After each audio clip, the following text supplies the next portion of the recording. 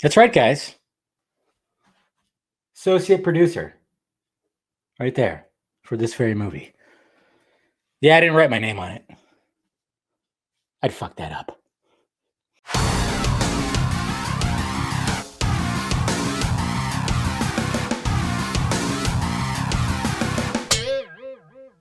What's happening, film friends? Dave the Film Junkie here, about to give you a review of Zack Snyder's Justice League, aka the Snyder Cut.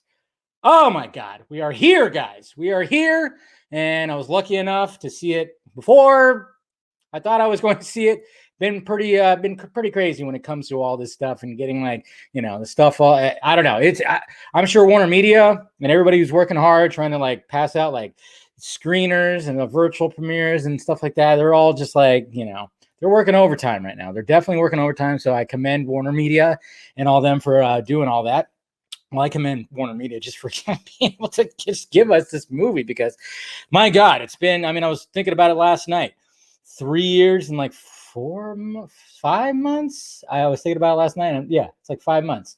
November 17th. I was lucky enough to see it early then. I saw it that Monday before the 17th, and I saw it right on the Warner Brothers lot. And you guys have heard the story a million times. I saw that, and then I try to be as positive as possible. I think one of these days this week, I'm actually going to go back and watch that and just see how positive I was trying to be when it came to that movie. And I know I'm going to cringe. I can already sense it. I'm already clenching just thinking about watching that thing because, as time went by, it was just nope, this is not the movie that we were supposed to be getting, but it is here now after a crazy long journey.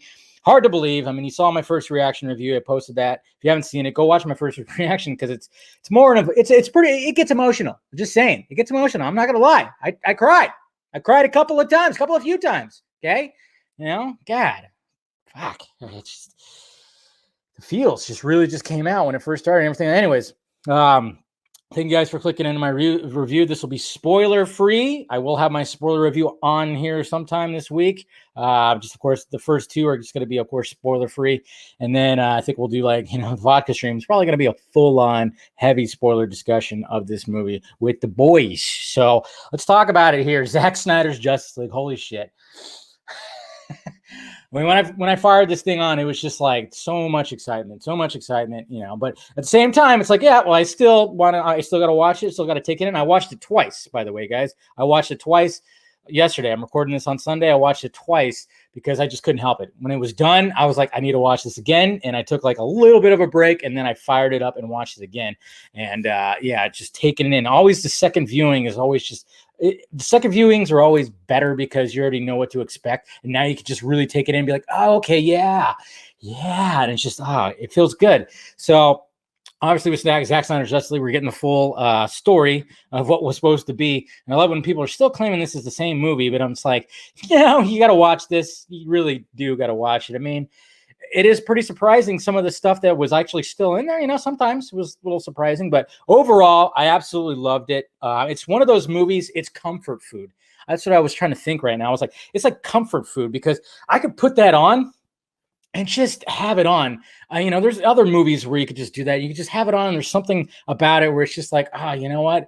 It's just that ultimate, I don't know, man. It blows the first Avengers out of the water. It blows Infinity War out of the water when it comes to if I'm going to compare it to, at least the big superhero epic team ups. Just for me, because, it's Batman, it's everything on there that I want to see. And just the way that it flows. First off, the fucking pacing. You do not feel this 4-hour runtime. You do not feel it at all. When I first went through it, I was I had to pause it for a little bit to do something else, but then I got back into it. And it just, when I got done, I was really? I'm that, what? It just did not, it feels like 2.5. It really does. Everything just flows so nicely.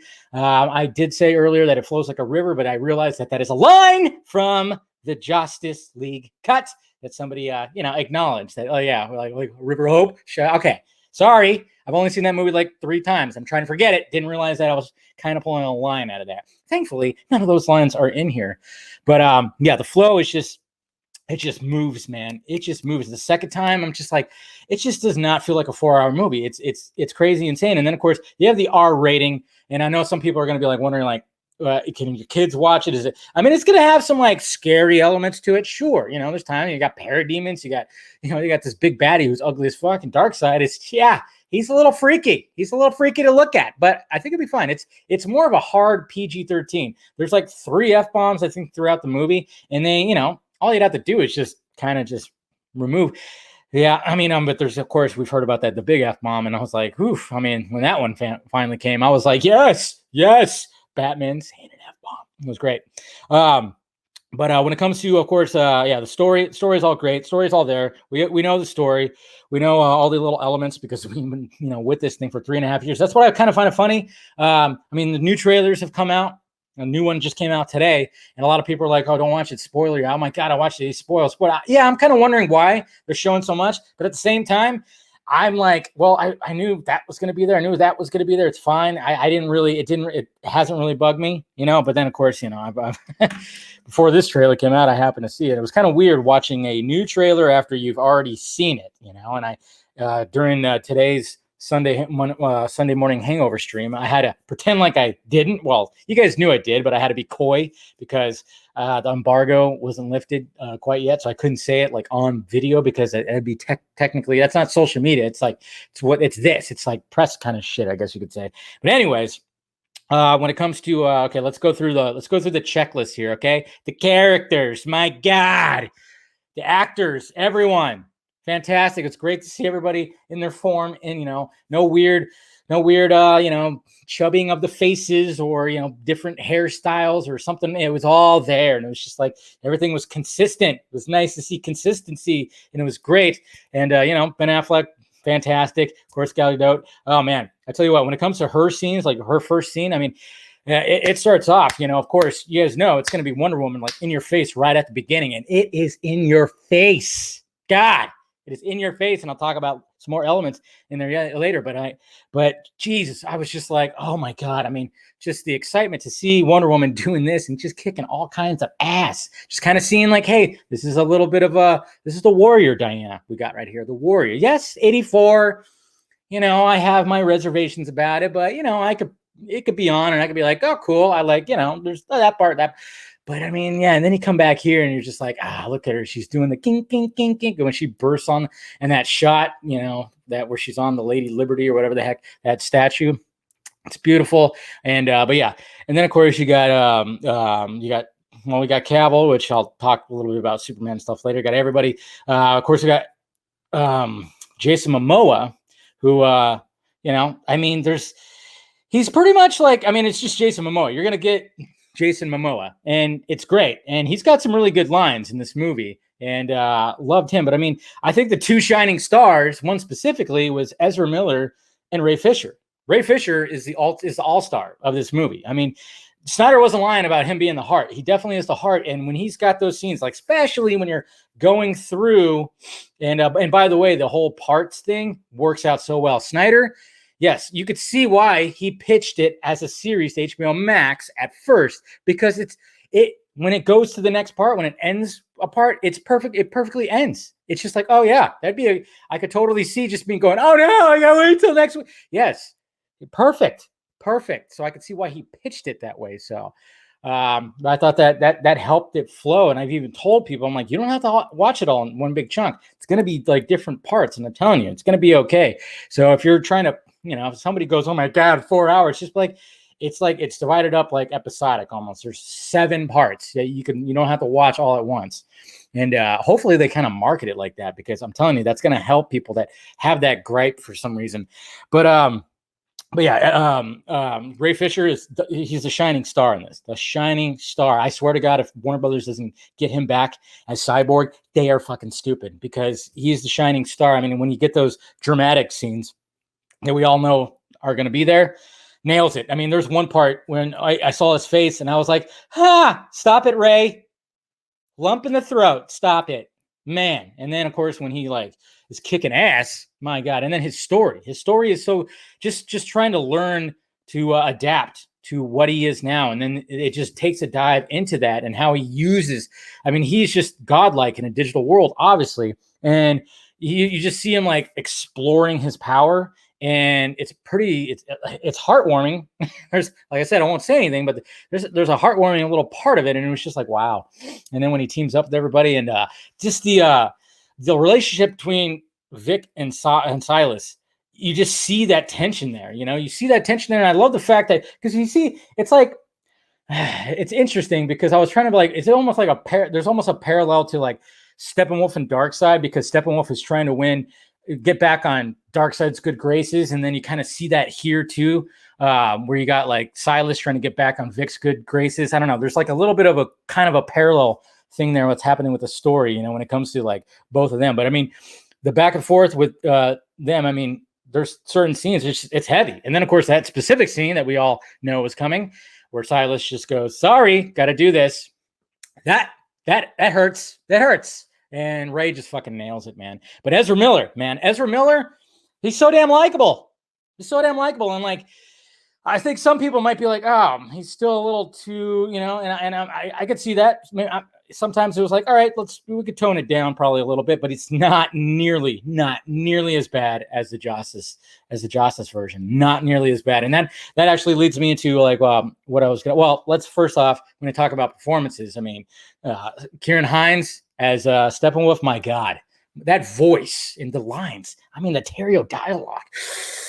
Just give me more of that. There's so many like good lines that I just want to like frame some of this shit and just put it on the wall. Some good crisp lines. I will admit there's a couple things I was like, that was cheesy. That was I will admit that and I'll get into that probably more when it comes to spoilers and stuff. But so good. And then of course, you got Ray Porter and Darkseid, and it's just like, and then Peter Guinness as the Sod. Perfect voices just for those characters, just perfect voices just to fit in those characters and the way just the growls and it's freaky, man. You feel it in your core. But another thing I wanted to talk about was like, because a lot of people were, mentioning today, and I was making a joke about it, that, that a lot of people were saying the humor, and some people were like, what humor? Well, first off, Snyder's not supposed to have humor, and that's both sides saying that. That's like there's some really diehard Snyder fans that are like, no, I want to keep it dark and gritty and then there's like, the haters that's like, where's the fuck, there's not supposed to be humor in this. There is way more humor than I thought there was going to be. I honestly did. I was pleasantly surprised because it's handled better. Do they all work? No, that's usually the case. They don't do all the jokes hit. No. So going back to Ezra Miller and being so goddamn likable. I mean, when he's first introduced, I mean, there's some funny stuff. And my God, every character in this movie gets like their own, like the new characters, the ones that, the three that are new to this whole thing, they get their moment to shine, man. Like when you get their introduction, they get their moment to shine. I mean, it's crazy. It's really awesome. But, no, when it comes to Ezra Miller and the humor, I was pleasantly surprised. And then there's some things where I was like, wait, I thought that maybe that was added. That wasn't. Oh, man. Fooled me. I could have sworn. So it's just like to find some of the stuff like, oh, yeah, that was actually. And another thing, too, is just like trying to find like there's a certain scene that I thought, no way, that's completely reshot. That's completely added. But like, no, it was just reshot. I was surprised by it. But I will say when it comes to the humor, even though Ezra Miller has, most of it, but, other people do too. It's spread out. I thought Victor had one of the best lines, one of the funniest lines in the movie. And I won't say what it is, but I think it's just because the way he delivers it, and it's like a last line before it cuts away. The way he delivers it, because he's got to do it dry. He doesn't really, he's got to just do it dry, and it works. It's like I just chuckled out loud both times. I think that's like the best line of the movie. But but anyways, I know some people might be like, really, there's like action, but it's interesting. Like I said, or like I'm going to say, because I have all my notes right here. It's just the way that Snyder I approached this one differently after, doing some, especially Batman vs Superman, the heaviness of that, and then just getting more lighthearted here. I mean, I thought, like I said, I think the humor was actually handled pretty well. Do they all work? Again, not all the jokes are going to work, but I thought it was fine, And then now leading into like the VFX, the VFX were stellar. I mean, fucking stellar. The Steppenwolf's armor is insane. Like, because like all the little, there's like all these little. I mean, I wonder how many pieces are like on that thing where like there's like little move when he moves around, they like flicker and they do all this stuff, and it's insane how good it looks. And Cyborg, same thing with Cyborg. You look at him, there's like up close shots, different lighting, everything. You would think that Ray Fisher is literally in that getup. It's done very well. Yeah, there's gonna be moments where like things get a little wonky, but you know, you just like a little faraway shot to make things look a little. Like I noticed with the Amazon shot, sometimes the riding the horses, it might look a little, but it doesn't do anything and shit. That Amazon sequence, it is crazy how good it is. Crazy how good it is. And yeah, so when it comes to that, and then of course, you know, Darkseid. My God, I mean, flawless. Darkseid looks flawless. Anytime you see him, he looks pretty fucking flawless. It's crazy. It's crazy. And then when he comes to the final act and in the VFX, it's VFX heavy, of course. And like I said, this is why Snyder ain't dumb. He's not stupid. He's not going to be like some, you know, other directors that just like, hey, we're going to do this whole big thing, all these VFX, all this shit, in broad daylight, go. So then things stick out. But Snyder's smart. Snyder is smart. Every time he has something like this, it's like dark or dawn, dusk, something like that. Not direct fucking sunlight. So when you have those moments, guess what? Especially the final act, it's dark. It's dark, so that helps. And there's just something that adds to it because you could just, the color palette that he chooses, and then you could see some of these colors and everything just pop, and everything just looks great, looks rich. So, you know, I'm just saying, that's where the man really does shine. And then and now getting to the score and going back to, you know, Diana, the Wonder Woman score. Remember when Junkie told us, beloved motherfuckers, on the Vodka stream, you know, he was saying that he wanted to add something to Wonder Woman score to make it feel more ancient and warrior, you know, just a little bit more. And he fucking nails it. When you first hear what he adds to it, I'm getting goosebumps just thinking about it right now. It's just, and you hear it throughout. You hear it throughout the whole movie, and it's so goddamn good. But right at the beginning, when you see her, you know, take on the bomb thing, it's just like, oh, it's so good. And then and that's not just for her too. It trickles right into, you know, it trickles into the Amazon scene too. You get all that score right there. And then speaking of scores too, I mean, the Batman score, the way it leads into that, because you get to see it and you don't get stupid tarp in the way of that one shot where he's perched up on the gargoyle. You see the shot in all its glory with Junkie XL's Batman theme. And then not to mention too that dance. Oh, you hear that a few times, and I was just like, every time I was like, yes. Oh, there's that riff. It's that riff that Snyder played on the Deck the Halls stream, man.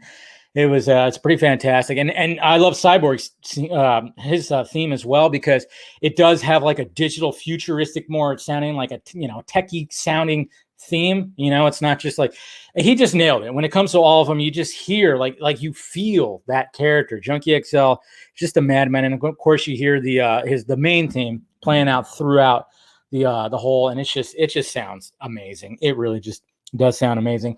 And yeah, I mean, that's pretty much when it comes to all like the really good stuff. I mean, obviously, like I said, the story flows, and then the way that it deals with like the nightmare elements. Oh my God, I cannot wait to talk about those scenes. Those scenes. You don't even know, guys. You don't even know. God. Oh, I mean, obviously, it's no spoiler, but when Joker and Batman face to face, oh man, it is chilling. It is great. It's fantastic. To me, it's like, put that. I mean, you got the interrogation scene in Dark Knight. Yes, that's always going to be, just up there. That's always going to be top. And I don't know, this one's just creeping up, man. And I've only seen it twice. The more I see it and just see the exchange that they have, oh God, you could just see like 20 years of just like arch nemesis, and just like Batman he wants to strangle him right there. It's so fucking good. And Leto, the way that he does, you could tell it's a road worry Joker, just like Snyder said. He's not all just like he's just kind of like, he's dark. He's more fucked up than he was. And man, it just, oh God, yeah. I if they don't plan on if they don't plan on exploring more of that nightmare world, they're stupid, because it is there to be explored. And like some of the gripes, I would say, like I said, there's some cheesiness, some cheesy stuff that were, you know, in lines, but there were nothing like too like, ugh. But I think there was like some weird transitions sometimes. There's specifically one transition where I was like, that's a weird transition. But it's just like technical shit, because I edit, so I kind of just see some stuff and I'm like, that was weird. And then it sometimes does feel like that some of these scenes were longer. And we know that there was, you know, Snyder's even said there was even longer cut than this. And it does seem like some scenes where I'm like, well, wait a minute, that scene felt like there was more to it. You know, there's a little bit more to it. And it's, you know, I don't know if it's just me or what, but you can actually, and another thing too, and this is like no strike to it or anything like that, you can, because one of the things that it was actually a gripe of Justice was this movie, you don't feel the rest of the world. You don't feel like, you know, don't see government officials, you know, and all those kind of guys like we saw in Man of Steel, like we saw in BVS. You don't feel that here. It's not present, you know. And I was hoping that was going to be the case after watching Justice. I'm like, oh, he's got to have all that. But sadly, no. It was just focused. It was more focused just on the story and everything. And then, of course, where they are in Russia, it's all abandoned. It's all, nobody's there. So it just felt like it was missing that element of, wow, I mean, this is literally kind of an invasion almost happening, or starting an invasion, but it doesn't feel like the world is yet feeling affected. And I'm just kind of wondering, I'm like, is that part of the rewrites? Because we know that him and Terrio rewrote what they originally had after the BVS reception. He has told us that. And I kind of wonder, you know, what happened to maybe those elements of it, because it, as much as I enjoy, like, yeah, it's fine. I love the fact that I'm just seeing my favorite characters up there on the screen. I just kind of missed that element of, hey, where's the world at? What are they thinking when it comes to this? There's just like only a little tiny bit of it, and it's not. So I was kind of disappointed on that. And yes, let's address the elephant in the room, or the yell out in the room. Kal-El, no. Okay, so it's been revealed. A lot of people were like, yeah, that's Snyder, and even people thought that too. I think we even joked about it. That's the Snyder shot. Yeah, it's there, and who cares? Who fucking cares? Like, just because it's Snyder, do I have to like full on like it? No, it's fine.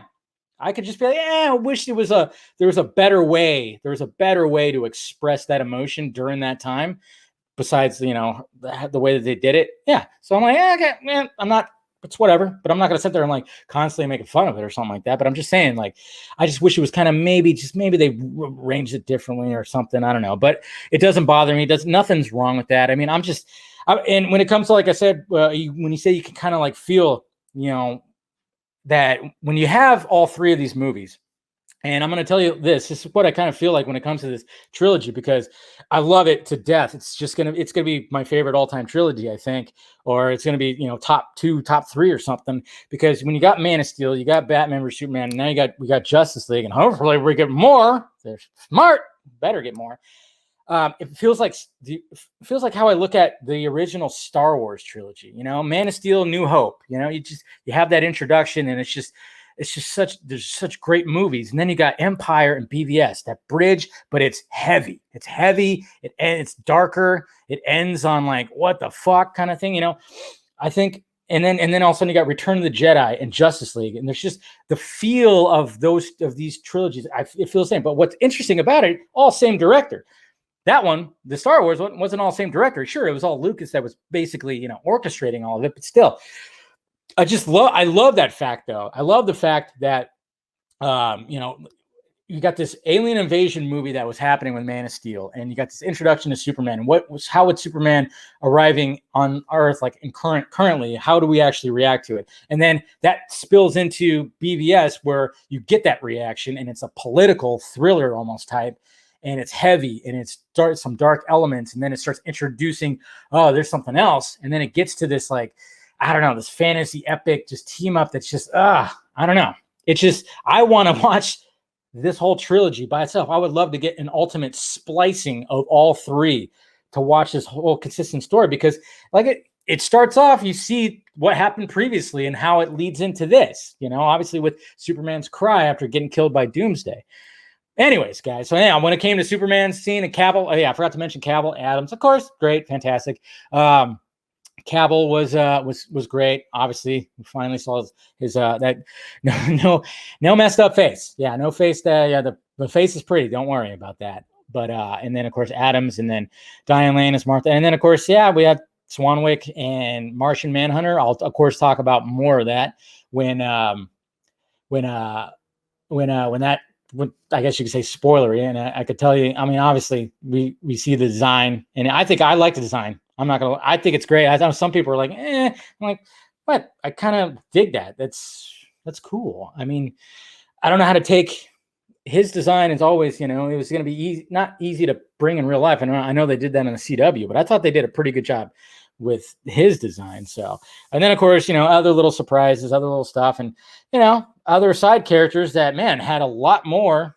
I mean, I will say that there's some characters that I thought were going to have more story, and then there's characters that I thought were going to have less that had more story. It was interesting. It was interesting to get all that, but I think that pretty much covered my bases there, guys. But it's all gravy. It's all fantastic. Like I said, it's just like I could just see myself putting this damn thing on just to because it's all my favorite characters that I grew up with that are on there, and it's done so fucking well, and the reception of this, and I'm loving the reception of this because it seemed like this is where it was always going to be headed. Maybe it wouldn't have been as lighthearted as it is, but it does have that lightheartedness, but it's still Snyder. You still feel Snyder, his beautiful shots, the way, I mean, you saw that the ultimate, the team shot where everybody's just like launching in. I mean, I'm surprised they actually released that, because when I saw it, I fucking yelled out. I went, oh, yes. I'm sure my neighbors were like, what is this guy doing? Watching a sporting event? I'm like, kinda. It's kind of like sports. No, but when we saw them all just working together like that, and then you saw that just that little Snyder-esque, like smooth into slow. Oh, so good, man. You just see that shot. It's just pretty. It's pretty awesome. The hero shot. I'm just surprised that but they're releasing everything, guys. So just be careful. And try, if you don't want to spoil yourself, just don't look at anything and stay offline. I don't know, but like I said, it's A+. It's A+ for me. A+ is right now for me. I can't wait to watch it again. I don't know how many times I'm going to watch it. And I just want to watch all three in a row because they flow so well together in the way that they're just toned differently. It's just beautiful. I can't even express that, but it's crazy that we're here. It's crazy that I'm actually able to review this, and we're going to be talking about this forever. And I can't wait to hear what everybody else has to say about it. But that's me right there. I love it, guys. You are in for a treat. Bring the family, bring everybody. It is a good time. It flows. Like I said, you won't feel the 4-hour runtime. You'll want more. I wanted more. I was getting sad when I was watching the second time. I'm like, oh, we're getting to the final act. Can we just have like another chunk of something, please, here? But then you remember, like, oh yeah, well, there's just all this other stuff. Oh man, there's so much I want to talk about, guys. But like I said, aces for me. 2 goddamn thumbs up. I love it. And there you go, guys. Sorry this was long, but I knew this was going to be a long review because there's so much to talk about, and that's without even spoilers. Imagine what spoiler stuff is going to be like. That's going to be interesting. Anyways, guys. Well, hopefully, guys. The people have seen it. I mean, careful. Don't look in the comment section if you don't want to see. Some people might drop some spoilers, but if you have seen it or you come back here, let me know your thoughts about it down below. Hit that like, thumbs up, hit that notification bell so you know when I'm doing this stuff. Follow me in the Sock Meds down below, Twitter, Instagram. And then there's a Facebook page. You want to do that. If you want to join Film Junkie on here, become a member, hit the join button. And I try to post, at least once a week, like a little behind the scenes video or something. And then of course there's the Patreon that really helps out the pirate ship. And I give you early access to things as well. And and then we got the Film Junkie closet also to get some merchandise. And that's pretty much it, guys. And man, it's surreal. I can actually, it's crazy, guys. 3.5 years. Holy crap. Feels good. Feels really good. All right, guys. Talk to you later.